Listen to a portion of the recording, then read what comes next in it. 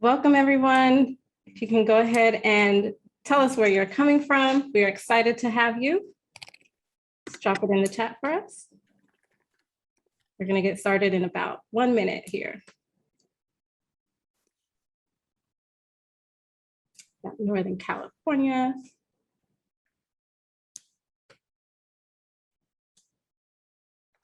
Arkansas, Cambridge, Massachusetts.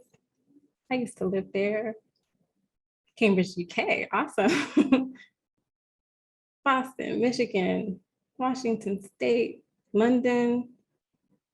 This is amazing. Welcome to everyone. If you're just joining us, we're just sharing where we're coming from in the chat. Thanks for joining us. We're happy to have you here. Wow. Chicago, Atlanta. Beautiful. We'll just get started right at 1/2 the hour.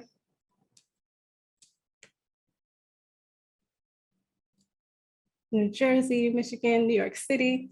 I used to live there too. Welcome, everyone. All right, we're gonna get started. Welcome, everyone. My name is Dionne Aminata, Director of Strategic Initiatives at Illustrative Mathematics, and one of the lead authors of the IM K5 math curriculum. Thank you for taking the time to attend this important session today on racial justice in math education. Our writing team spent a lot of time working internally to recognize patterns of racial injustice in our education system and find ways to use our curriculum to disrupt them. I must say that I'm extremely proud of how we were able to find ways to do this and just what we were able to accomplish. And very soon, we'll share some of those features with you. Brilliant is not even a strong enough word to characterize our lineup of panelists that we have joining us today. In just a few minutes, these math education giants will help us dig into the topic of anti-racism in the math classroom and share practical ways to create more inclusive and responsive environments where all students can thrive. During this discussion, please feel free to use the chat feature to make comments and ask questions directly to our panelists, and the Q&A feature to ask questions about our materials. This event has been made accessible through live captioning. So to gain access to the captions, click on live transcript on that icon on the bottom of your Zoom screen and select show subtitles. If you are a Twitter user, tag us at Illustrate Math and use the hashtag #LearnWithIM to share your enthusiasm with us. And now to help frame the importance of today's discussion, we'll now hear from the CEO of Illustrative Mathematics, Bill McCallum. Hi, everybody. I just want to say a few words. First, just to welcome you all to this amazing event, which I'm really excited about, to welcome our wonderful panelists, and also just to talk a little bit about why we are talking about racial justice. We've crafted a statement of our stance on racial justice in mathematics education. And if you want to show that, Dionne, I'll just talk about it a little bit and how we got there.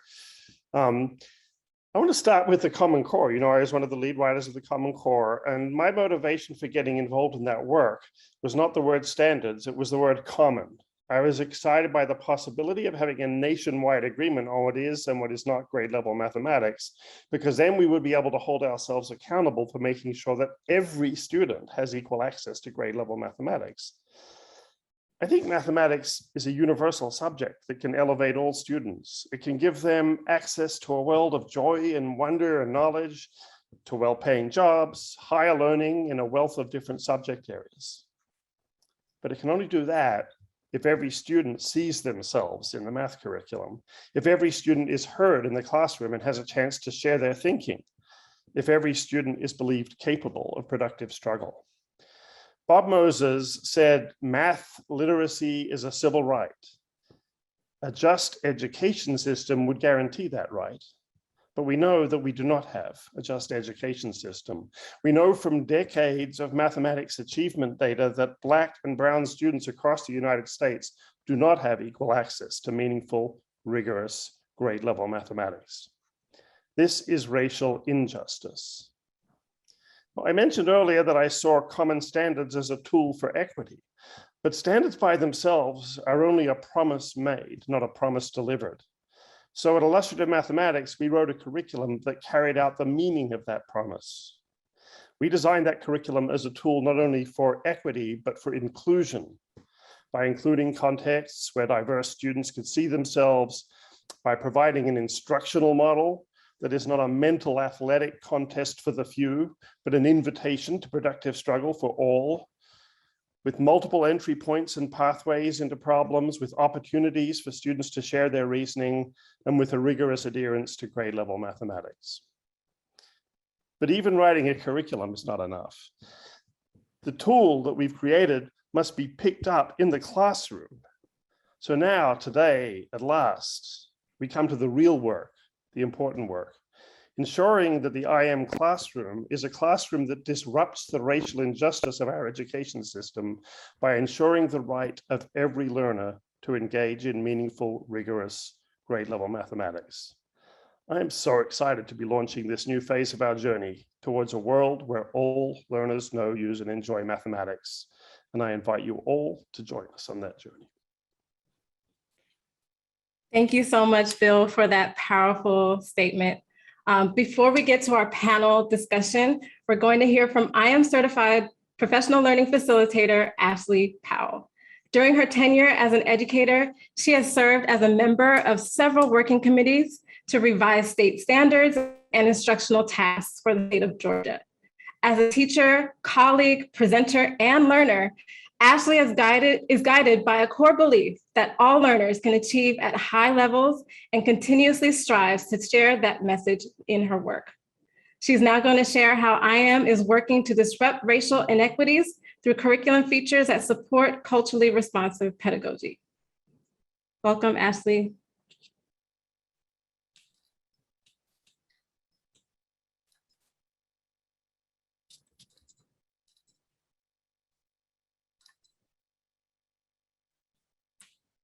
Thanks, Dionne. I'm super excited to be here this afternoon, so let's get started. So within our IM curriculum, we have a wide range of opportunities to help teachers who are working towards the goal of disrupting patterns of racial inequity in their classrooms. And many of our components support culturally responsive teachers in using student cultures to build relationships while providing learning experiences that allow students to make sense of the mathematics. Culturally and ethnically diverse students are typically descendants of collectivist cultures. And in these cultures, group dynamics encourage collaborative interaction and dialogue. And so through these types of experiences, research shows that relationships are developed and true learning can happen. And so there are three features in our IM curriculum that support the collectivist learning needs of students. And these features are designed to build a positive community of learners, to foster discourse through the use of our instructional and math language routines. So in order to ignite meaning making, students must see themselves and others in scenarios that are presented to them. And so you can see here, we've made sure to include positive and realistic mathematical examples of culturally and ethnically diverse individuals and situations. And so even where possible, we give teachers guidance to help students make connections to the context within each task. And so now I want to engage you in an activity launch that supports meaning making through the use of a culturally diverse context. All right, so I'm going to invite you into my classroom. So we've been solving problems about different games people play. And today we're going to solve problems about a game called Loteria. So in the chat, indicate for me if you've ever played Loteria.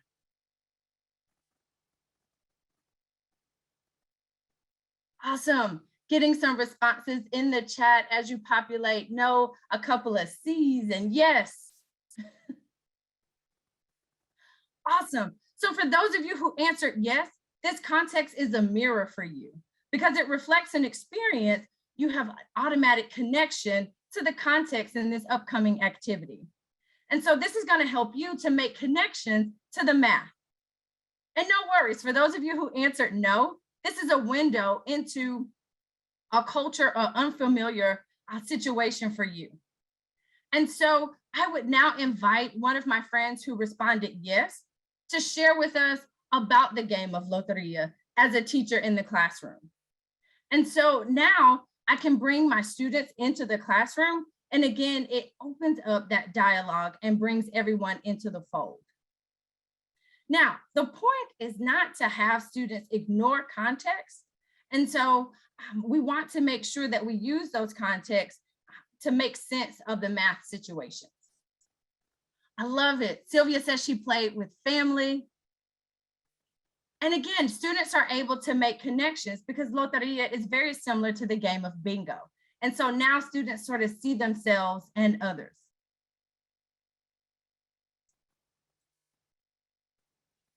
So now I want you to take a moment to debrief this situation. And in the chat, tell me how it felt if this was a mirror for you or if it was a window.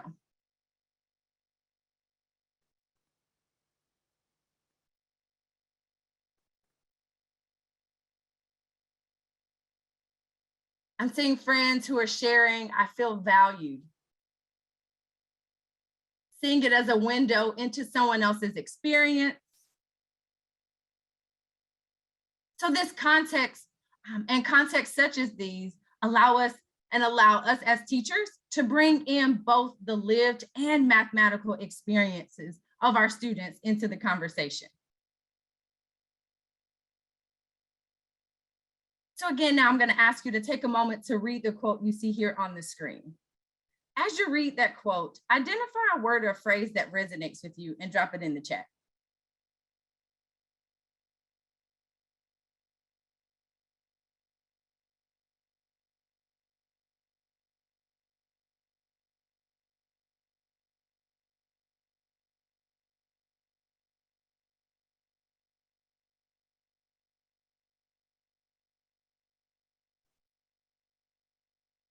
Awesome. Populating the chat with words like high expectations, meaningful, impact, success. So when teachers subscribe to an asset-focused approach regarding culturally and ethnically diverse students, it positively impacts student achievement. Students tend to engage in the learning process when teachers recognize their unique needs and acknowledge their cultural ways of knowing, communicating, and doing in the mathematics classroom. So not only do teachers need to believe that students can do grade level work, students need to believe that their teachers believe they can do grade level work. So how does IM help with that? The final feature that supports culturally responsive pedagogy is the teacher-facing materials. And these are going to serve as a guide to help teachers to be reflective in order to increase their ability to build relational trust with students. One key feature, a component of our teacher-facing materials that help teachers to reflect are the teacher reflection questions. So take, for instance, the reflection questions listed here. As students work in small groups, whose ideas are heard, valued, and accepted? How can you adjust the group structure tomorrow to ensure each student's ideas are a part of the collective learning? How can we not make a conscious effort to bring all students into the fold as capable learners of mathematics, having read those questions at the beginning of a lesson? So I leave you with this call to action. As culturally responsive teachers, with your IM curriculum in hand, establish a safe space for learning and encourage student voice and agency. Thank you. Thank you so much, Ashley. We are so lucky to have her as an IM Certified Facilitator. We're going to drop her information in the chat so you can connect with her and check out her article that speaks to many of the issues that we're discussing today. And I'm going to share my screen. All right. And so now, welcome to our distinguished panel. We have Dr. Danny B. Martin. He's a professor of education and mathematics at the University of Illinois at Chicago. He teaches the undergraduate elementary education program, as well as courses in the PhD programs in mathematics and science education and curriculum studies. His research has focused primarily on understanding the salience of race and identity in Black learners' mathematical experiences. Welcome, Danny. Dr. Julia Aguirre is a professor of education at the University of Washington, Tacoma, where she serves as the faculty director for the teacher certification program.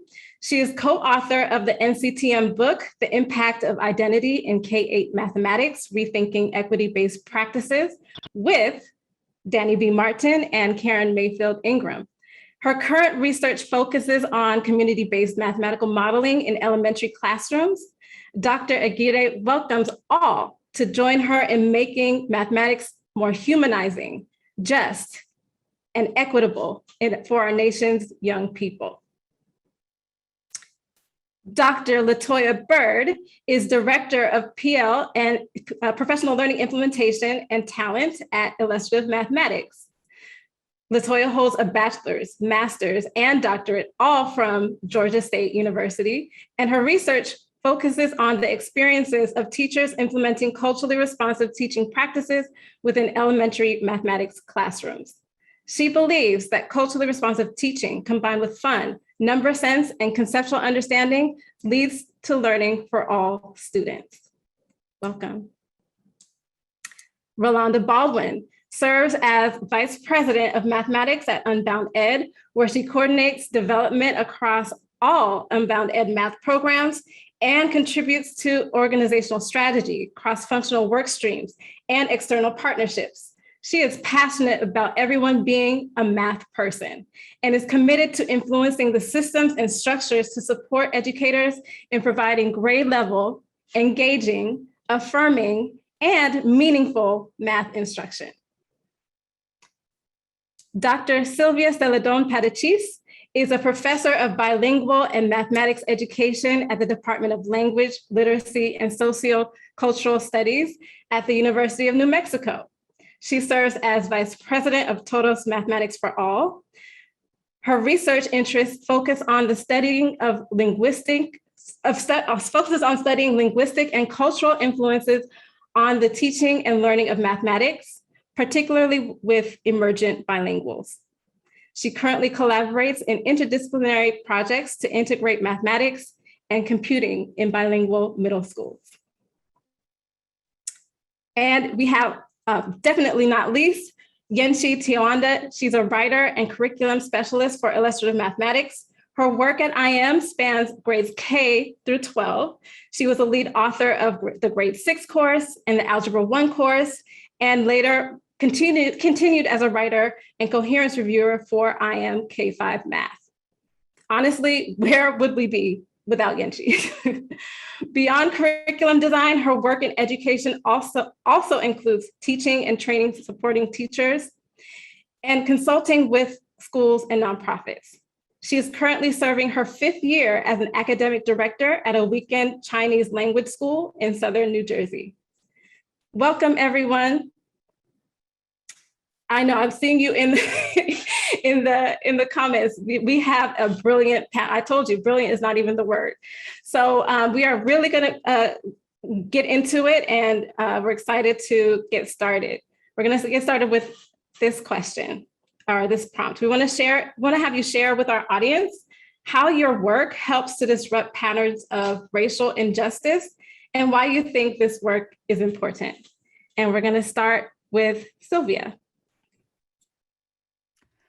So the work that I have been committed to almost 3 decades as a high school mathematics teacher, it really centers on the experiences of Latinx students who are bilingual learners, who are recent immigrants from Mexico, and who are learning mathematics. That work is rooted in my own personal experiences as an English learner who was tracked and who had the great fortune of having a husband and wife English and mathematics team of teachers who advocated for my placement to change from English as a second language to college prep English.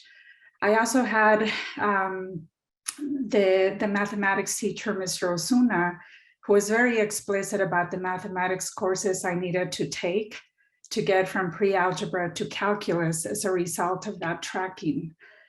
He also visited my home and talked to my father about it was okay to let me go to UT Austin. And so those are all stories, real stories that show the advocacy that is needed to advance the work that we do. And so that work is important. I see the advocacy playing a big role in our lives and in making changes. I would not be sitting here if it were not for these teachers who are giants. Thank you so much. Can we hear from you, Danny? Thank you. Thank you for the question, and thank you for having me.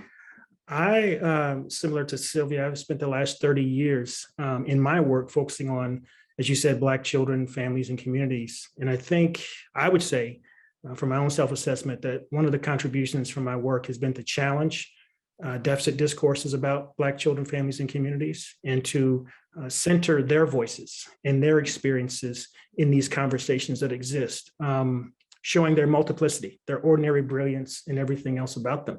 And I think the second thing I would say in the short amount of time here is that I have been sort of unequivocal, 10 toes down, as the young people would say, in naming and being intellectually honest about the forces that have impacted Black children and families and communities, and naming anti-Blackness, naming white supremacy, naming various forms of racism that they have to grapple with every day. So I think in naming it, we have to deal honestly with it. So I would say those would be two contributions that I can add today. Thank you. Thank you for that. Yenchi. Thank you for having me here. It's truly an honor. Earlier, my colleague Ashley showed a quote from a study by TNTV, The Opportunity Myth, which describes the unequal access to high quality resources, especially for students of color. And the study also showed that if underserved students have consistent access to 4 key resources, that the gaps in achievement would significantly narrow or even close. And those 4 resources are grade appropriate assignments, strong instructions, opportunities for deep engagement, and high expectations. So in thinking about how my work and the work of my colleagues at IM disrupts patterns of injustice, I found it helpful to kind of frame my thinking in terms of those resources. And I would say that a curriculum organization like IM is in a quite unique position to affect change, in that we're making available the very resources that could help level the playing field. So, for example, creating lessons that are rigorous and aligned to standards, and promote sense making, that's our jam, right? We do that. That's what we do. That's the first essential resource. And then baked into the lessons are elements and structures that help teachers create classrooms where students and their thinking are at the core of classroom experience. And that's the strong instruction piece, which is the second essential resources. And putting students at the center also means thinking about learning experiences that would help them make meaning and make connections. And I think this is why it matters that we build in contexts that are diverse, that a wider range of students would find relatable, and that honor their experiences. To me, that's the deep engagement piece, which is the third resource. And finally, the very premise of a problem-based curriculum, I think, is high expectations for all the students. And we trust that every student can reason and every student can learn. And we support teachers in bringing their potential to life. And I think that's important because what we're offering is something concrete, something actionable. And regardless of where a teacher is in their professional development or where a school is in their instructional journey, there's something they could do to foster a more equitable classroom. And high quality materials, I think, and the accompanying training can lower the barrier for taking steps in the right directions, regardless of the size of the steps. So that's what I would say. Thank you so much for that. And yes, high quality curriculum is our jam. I love that. All right, Rolanda. Good afternoon. And first of all, it's just a privilege to be here as a part of this panel. And I'm also very privileged to work with an organization whose work is so tightly aligned to my own personal passion and purpose. At Unbound Ed, we design learning systems for all educators that exemplify equitable instruction so that students can experience grade level, engaging, affirming, and meaningful instruction. We envision a world where educators from all segments of the field, so not just teachers, but also school leaders, district leaders, state leaders, nonprofit organizations, all of these people can actively work together to dismantle the system's persistent failure to provide Black and Brown students access to high quality educational experiences. And although we center our work around Black and Brown students, we believe that this benefits all students.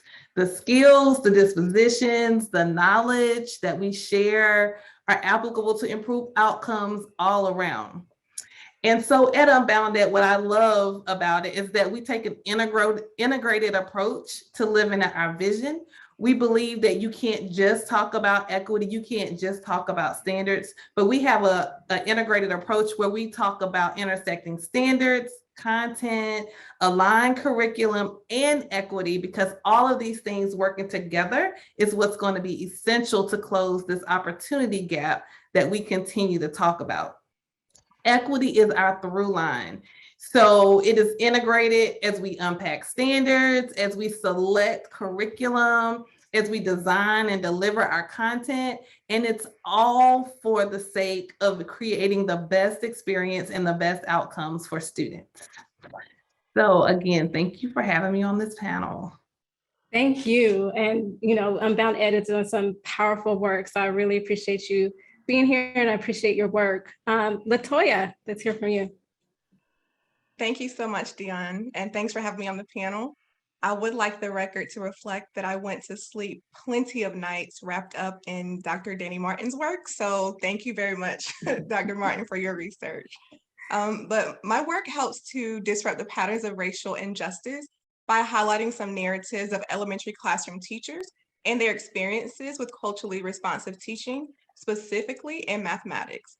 My research includes self-identified, culturally responsive teachers who wanted to ensure that their students could see themselves in the curriculum daily, but they are having to do that work on their own time. And so this work is important because the voices and experiences of educators should be louder within educational spaces and discussions about what our teachers and students need to thrive. A just educational system requires us not only to ensure that we have the meaningful, rigorous grade level materials, make sure they're provided for every learner, but also ensuring that we know the needs of our classroom teachers. So providing that high quality resource is an absolute first step, but our teachers have the what, and I equate that to what Bill just mentioned, that promise made, but our teachers are asking us for support with the how. So how do we help our teachers ensure that that promise is delivered? So this work, I do believe it can't be done in isolation. And so as we mentioned before, IM Unbound Ed, the work that we're doing is great work. We need the work because it requires systematic changes. Thank you, thank you, thank you. Could not have said that better. And definitely not last, not least, but we have Julia. Can you share your experience with us? Yes, thank you. Hello, everyone, and thank you for being on this panel. I'm very excited to learn about all of the wonderful things my panelists are doing, and I have special connections and collaborations with both Danny and Sylvia. So I'm very excited to be on this panel with both of you as well. So I appreciate this first question, and I want to think about, again, my work also has been around 25, 30 years of teacher education work. And when I think about that, I think about the professional development work I've done with teachers, the teacher preparation I do with new teachers, and then also something that's dear to my heart is doing research in classrooms. Those are really important parts of the kind of scholarship that I do. But this work has always been elevated with a simultaneous attention to both equity and mathematics. Always since the very beginning, since I started graduate school, that's the kind of work that I have always wanted to do and continue to do and keeps me in academia. For me, the explicit purpose of this work is to create new and more accurate narratives of Black, brown girls and working class children from working class backgrounds as doers of mathematics, both in school and outside of school. And that these narratives are meant, as others have said, to counter the dominant narratives of that sort of embody this deficit view of those children and their families and their mathematical competencies. So I am in the business of trying to create new and more accurate narratives. I also work with teachers and leaders to dismantle racist practices like tracking that negatively affect the mathematical experiences of children. And so we really do need to call it out that tracking needs to be dismantled. It needs to be gone. It's been, all the research says it's harmful. That needs to be eradicated. And then the other parts of my work is to try to create useful tools, useful, accessible frameworks and tools that will help teachers in their classrooms and also in their work in developing assessments and other kinds of learning experiences that embrace what people have talked about here is anti-racist and culturally responsive approaches to mathematics teaching. So those are the things that I do. Thank you, thank you, thank you. Again, this panel, I'm just saying. I'm going to share my screen so we can see the next question or a quote that I want us to take a look at and respond to. So here's a quote from Geneva Gay's Culturally Responsive Teaching. Much intellectual ability and many other kinds of intelligences are lying untapped in ethically diverse students. Culturally responsive teaching is a means for unleashing the higher learning potentials of ethnically diverse students by simultaneously cultivating their academic and psychosocial abilities. So would any of you like to be the first to react to this quote? How about Danny? Sure, thank you. I would say that the quote resonates with me. I see Dr. Nicole Joseph in the audience, and I think we're both interested in the history of Black education. And we can find that if you study the history of Black education, that culturally responsive pedagogy and practice is rooted in that history, since our entering this country. So this does resonate with me and also resonates with our history. I think the question that comes up for me is to what end, right? We've been battling in the confines of the United States where, racism of particular forms, white supremacy, anti-Blackness, xenophobia are stitched into the very fabric of this country. So despite the fact that we've been committed to culturally responsive pedagogy, these things have persisted, these forces have persisted. So the question ultimately is to what end, and also what else, right? I don't think teachers can be satisfied with their culturally responsive pedagogy in the classroom. That is certainly important, but forces like anti-Blackness, white supremacy, xenophobia, and so forth are very formidable. They're not going anywhere, right? They will resist all efforts to change, whether they're in the classroom or not. So ultimately, we all have to think about, in addition to this, what else? And I think one of the ways we can begin to address the what else question is to go back and study the history of folks who have been fighting against oppression in the United States for more than 400 years, to figure out what has culturally responsive pedagogy meant.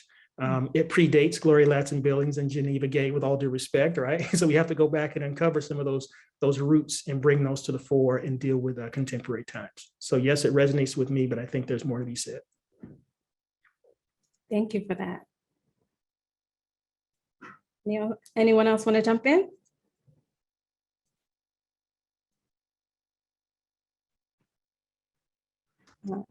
I will jump. Oh, Thank you. go ahead. Go ahead. Oh, I will just jump in just to piggyback on what Dr. Martin has said. Here at Unbound Ed, we really we lean into the work of Dr. Martin and the work of Dr. Aguirre, as well as the IM curriculum. And I think one thing when we think about how culturally responsive instruction shows up in a classroom, there are so many white culture norms that are just embedded into math instruction when we think about things like a sense of urgency or quality over quantity over quality, and there only being one right way. A lot of times that is so embedded into the curriculum that it is hard for us to recognize the brilliance of the students that show up in ways that aren't widely recognized as brilliance. And so I think we have to recognize how those norms have shaped the way we approach enacting curriculum and teaching and learning, math teaching and learning, and actively notice and actively do things to counteract that in order to change this narrative. Sylvia, you were going to say something? Oh, yeah, I was going to share another quote also. And the quote is, while caring about conveys feelings of concern for one's state of being, caring for is active engagement in doing something to positively affect it. And with that quote, I think that really resonates with what this Mr. Osuna was doing as in my experience as a high school student, in creating that space that really was about figuring out who we were as teenagers, right? And going beyond the mathematics, and creating a mathematics discourse community that not only included the mathematics, but went beyond to establish those relationships with the students. And I know that anytime we had any issue, we would go to Mr. Osuna. That was our safe space. That was a safe space to practice our English, learning it as a second language. And we knew that it was going to be a space that we were not going to be made fun of, no matter what came out of our mouths in practicing that English. And the mathematical language that went with it, and feeling validated. And so that's what I mean by positively affecting change. Thank you so much. You want to jump in here? Just real quick, I wanted to share my favorite quote from Geneva Gay's work that I use as one of the building blocks for the culture responsive math frameworks that I use. And let me see if I can do this into the chat. There we go. So what I like about this particular quote, culture responsive math pedagogy simultaneously develops along with academic achievement, social consciousness and critique, cultural affirmation, competence and exchange, community building and personal connections, individual self-worth and abilities, and an ethic of caring.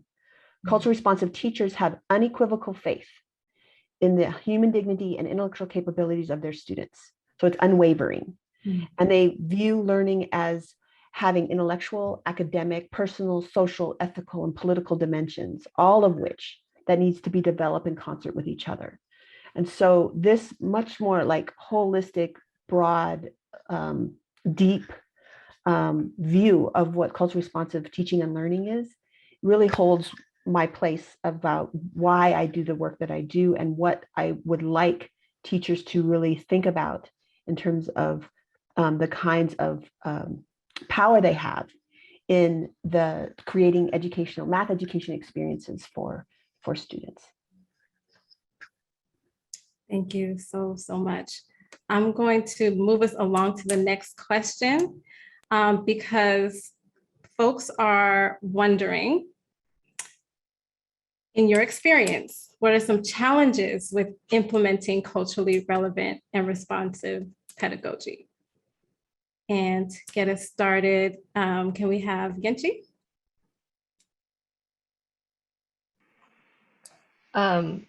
I think one major challenge may be not knowing what we don't know.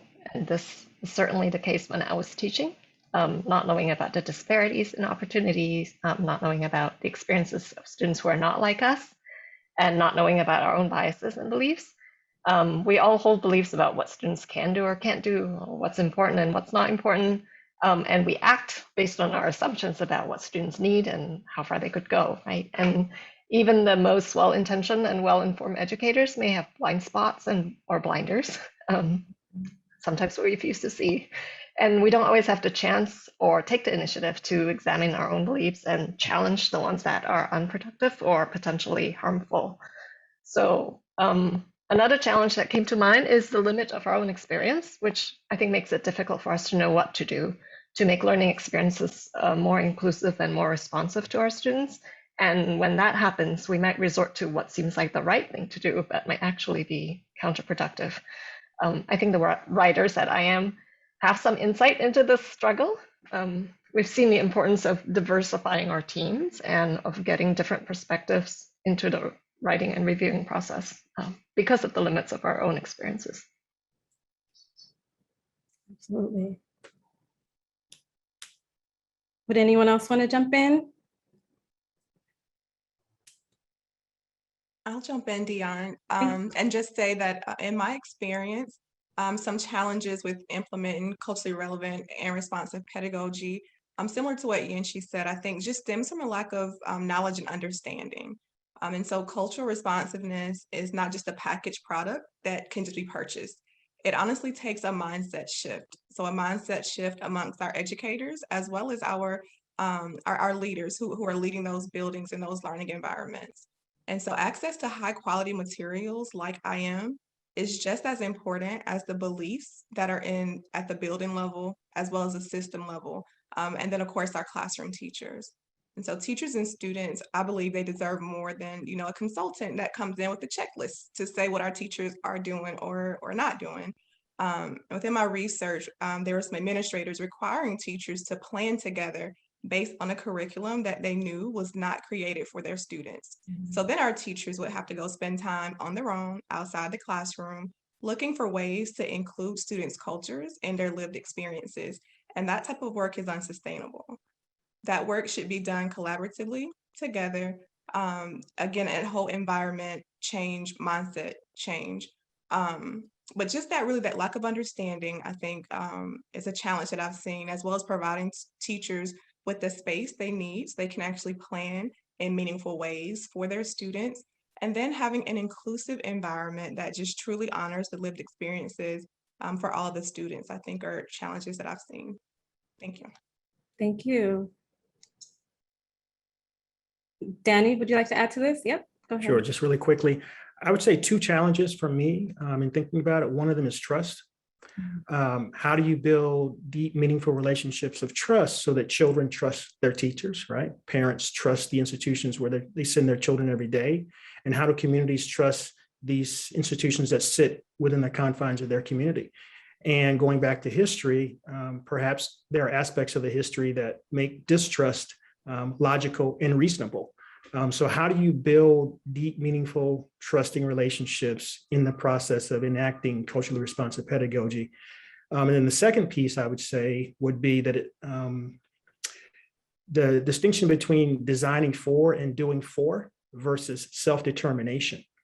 So how do we value the expertise, the knowledge, the aims and the goals and the thoughts and beliefs of children, communities who are struggling against oppression,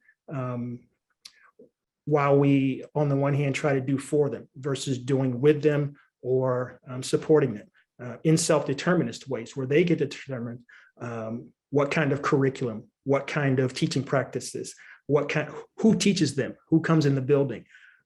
I think there's a bit of a tension there. How do we move from designing for to designing with, and then from there to self-determination? Very, very, very, very important. I just want to quickly add a quote. I just dropped it in the chat from Dr. Gloria Ladson-Billings. I argue that the first problem that teachers confront is believing that successful teaching for poor students of color is primarily about what to do. Instead, I suggest that the problem is rooted in how we think about the social context, about the students, about the curriculum and about the instruction. And I just think the primary problem when we talk about enacting culturally responsive instruction is even how we approach it. Dr. Latoya referred to that when she talked about the checklist and seeing it as something that's like in a box. Oh, I can get CRT in a box. So I think, first of all, we have to change our mindset with how we approach it. And as the system leaders and teachers are enacting this, we really have to take the time to be critically conscious, because if we aren't critically conscious, culturally conscious, within ourselves, and if we don't have a deep understanding of our own culture, how can we transfer that knowledge and have a deep understanding of the students' culture so that we can truly attend to that culture as we teach students? Amazing. I have. Do we have one more chime? Yes. Yeah. I was okay. just about to come to you. So I mean, I think when I have talked about culturally responsive math teaching, I get often two challenges that keep surfacing. One is that I can't possibly make all my lessons culturally responsive. And oftentimes the example given is, because my kids have to learn the quadratic formula. And so then the question becomes, what does it mean? How are we defining culturally responsive math teaching? And if we do not connect to students' cultural and community funds of knowledge, their lived experiences in an attempt to make the mathematics meaningful and relevant and rich with them, then can we really call it culturally responsive math teaching? Like if we just if we decide I can do everything else but that for everything, then could we really call it culturally responsive math teaching? And I don't think you can. I think you have to give effort into creating those connections. And that means, as Danny and I know Sylvia's work and other people's work means that you have to have different kinds of relationships with children, their families, and their communities as resources for that mathematics teaching and learning in more authentic and partnered, using more authentic making more authentic connections. And the other piece that I often get in the work that I do is that I can't, how can I engage in culturally responsive math teaching when I have to be be infidelity with my curriculum that we've just adopted, or because I have to prepare kids for the standardized tests. So there are ways in which these constraints on teachers' time is not seen as something that is compatible with culturally responsive math teaching. And I think that is something that we have to really challenge and rethink again how we're thinking about the structures in which culturally responsive math teaching can and learning can flourish versus trying to put it in what I would call, so if you have a step tracking system, then you are essentially engaged in the structural equivalent of a fixed mindset. So you can be all about growth mindset, but if you're engaged in tracking and you want to integrate culturally responsive math teaching, you are working against that because it is the structural equivalent of a fixed mindset. So you have to get rid of those things. Whew, okay, are we in church today? Okay. I appreciate that so much. And to shift gears from what are the challenges, can you help us, our distinguished panel, can you please help us with some advice? What advice do you have for teachers and leaders who want to make their classrooms more inclusive and responsive? How about Rolanda, you want to get us started with that? Sure. Okay. So as I stated before, like step number one, mindset is critical. Not only in your critical consciousness, but you also have to know the standards. I spoke earlier about the brilliance of students showing up in different ways. Well, if you don't understand the standards in a deep way, in a deep conceptual way, when that brilliance shows up, you don't know how to tap into that so that you can give the students access to the grade level content. And then think about why, as you know your students, think about why is this math important? Like thinking beyond just like this is important because we have an end of year test, or this is important just for the next math level you'll get to, but just really thinking deeply through your lens of critical consciousness of why it's important and being able to convey that to the students. I could go on, I want to give some other people a chance to speak about it, but I think those are the starting where you need to start in order to enact that. Thank you. Sylvia, you want to share? Sure. I mean, I would say learn from and with the communities that you serve. If you're invited to events, see it as a learning opportunity and also as a sign of respect to you as a teacher. It's an invitation to learn, an opportunity to learn about the community and how you can make connections to mathematics.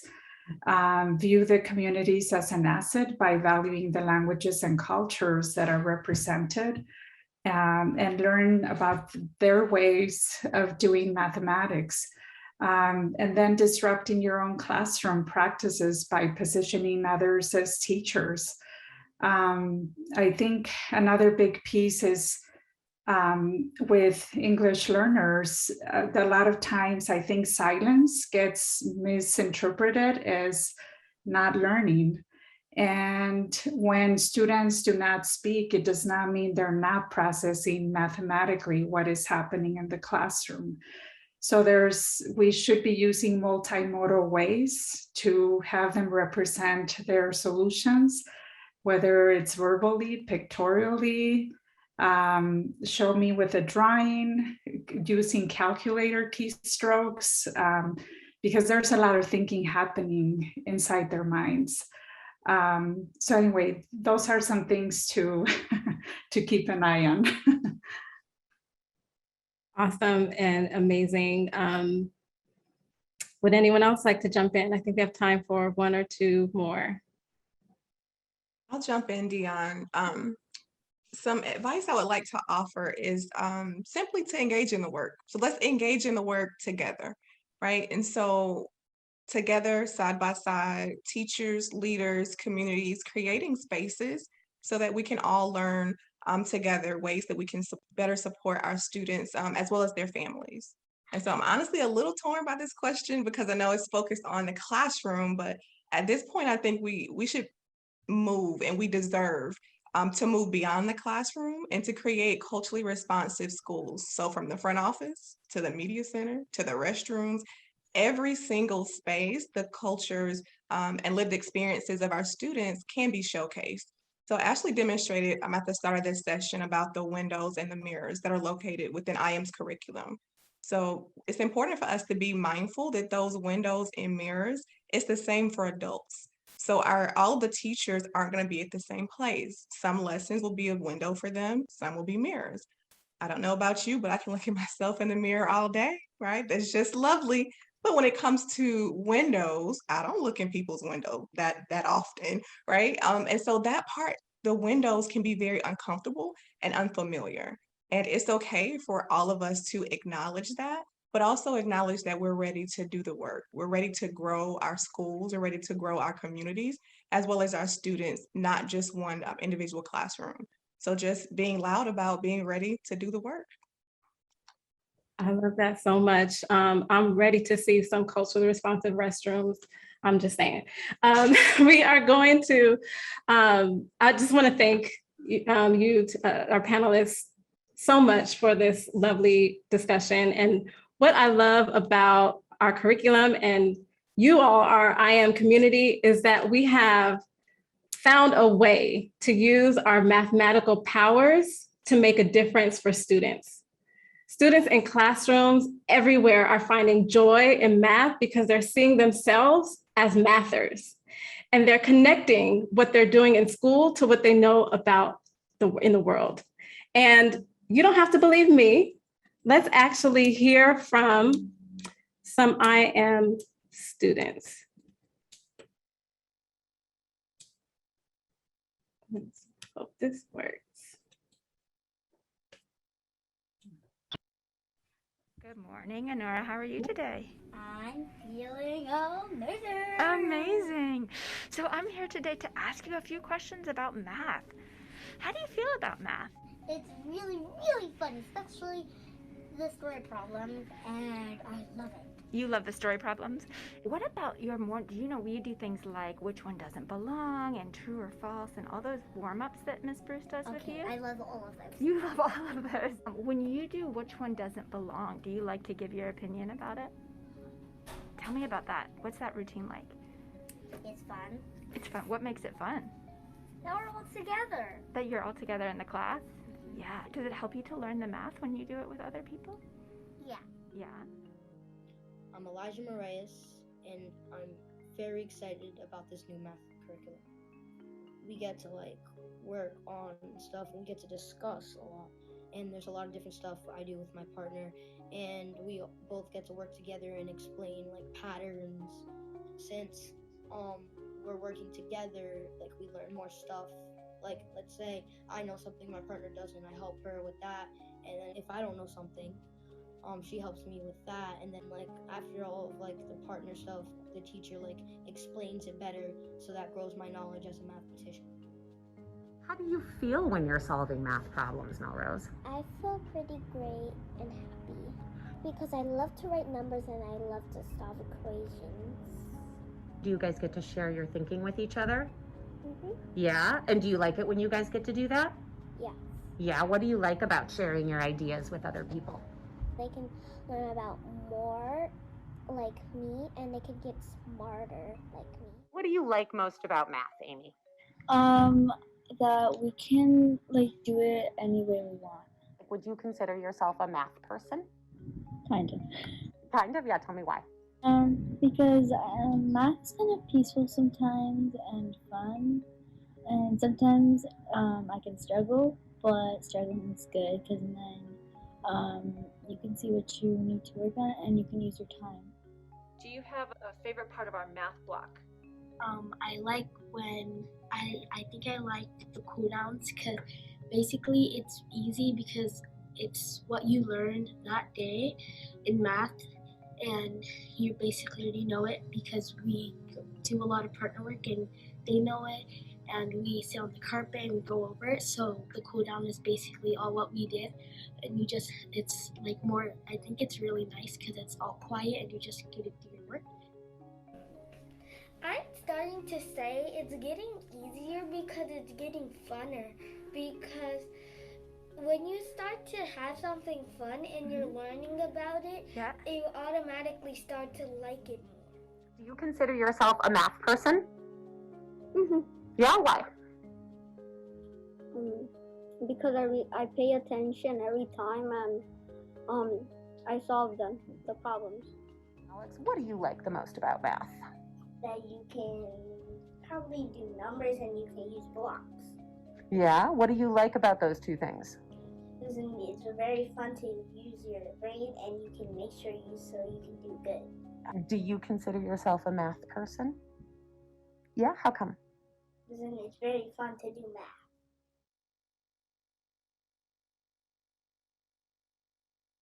Good morning.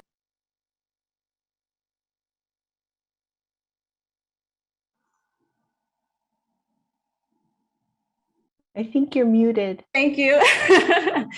I was saying, IM students, we just saw IM students knowing, using, and enjoying math, and we're not even halfway through the school year. So thank you to the IM community of educators and parents across the country who made that video possible. Such a joy to see. And to close this out, I will read this quote from one of my very favorite authors, Dr. Maya Angelou. May she rest in peace. Do the best you can until you know better. And when you know better, do better. There's so much work to do to achieve racial justice in our math classrooms. There are some of us who have been working to make our classrooms more inclusive and more equitable. There are others of us who are hearing these practices for the first time. In this quote, I am both reminded of the grace we are given to learn and grow, and of the responsibility to act when we gain new understanding. I want to send a heartfelt thank you to our panelists. I've learned so much listening to each of you today. Our attendees are agreeing in the comments, so thank you all for attending. If you are as excited as we are about IM K-5 math, you can learn more about it on our website, illustrativemathematics.org. From there, you can schedule a call with our partner product specialists or even watch some of our previous webinars on demand. The conversation does not stop here. This webinar is the third of a series of 5 webinars. Oops, didn't need to advance yet. Series of 5 webinars that will be hosted by IM. We place a high priority on exploring relevant topics and engaging with math leaders in conversations that affect today's students and educators. These conversations serve as a pathway to realizing our vision of a world where all learners know, use, and enjoy mathematics. A special thanks to our exclusive providers of IM K-5 math, our IM certified partners, Kendall Hunt and Imagine Learning, formerly LearnZillion. And thank you to our senior leadership team, Brandy, Cam, Kate, Mike, Olivia, Carl, Chris, Kristen, and Bill, who continuously lead our organization to achieve its mission.